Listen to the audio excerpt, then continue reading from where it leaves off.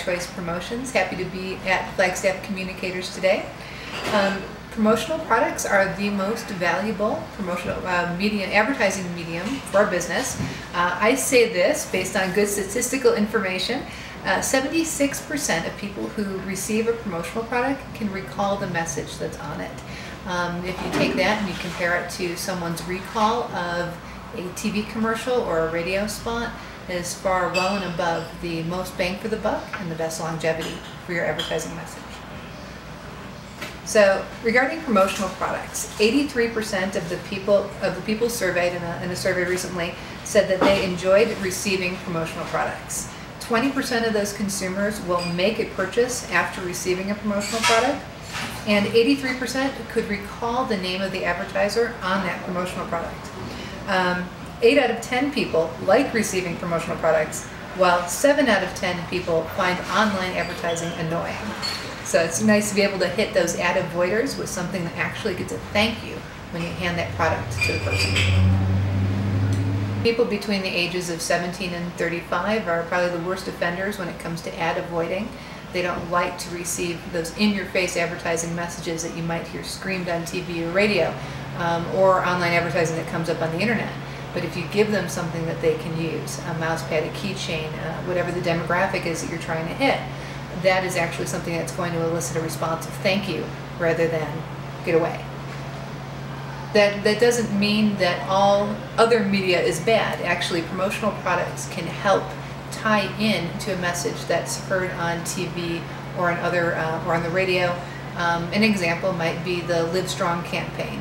You might hear about the Lance Armstrong Live Strong campaign through the internet or through TV or through the radio or some other live event, and then you have that tangible, trademarked yellow silicone bracelet that is a reinforcer of all the other advertising messages. So promotional products can work very well in tandem with with other forms of advertising.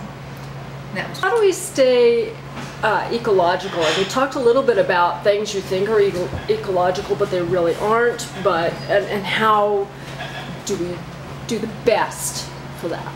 Okay, so the FTC, the Federal Trade Commission, has rules about what is green. It's very difficult to say something is simply green nowadays without having numbers and statistics to back it up. For example, I can't tell you that this is my green piece of paper. What I can tell you is this is my piece of paper that is made of 100% recycled content with 30% post-consumer. So quantifying what something is very important nowadays.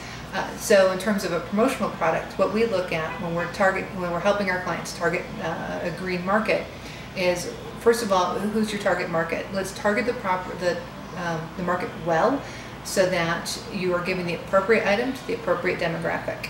And then, because something that's given to the wrong demographic is going to be tossed. So, and it's being tossed is bad for your marketing dollars as well as for your message and for the planet.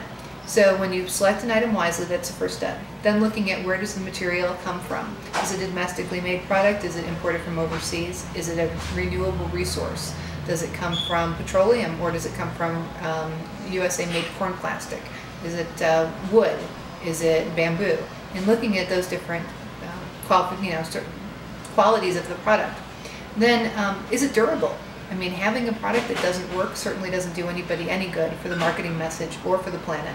So if you're doing a pen, let's pick a pen that has a really good, long-lasting ink refill.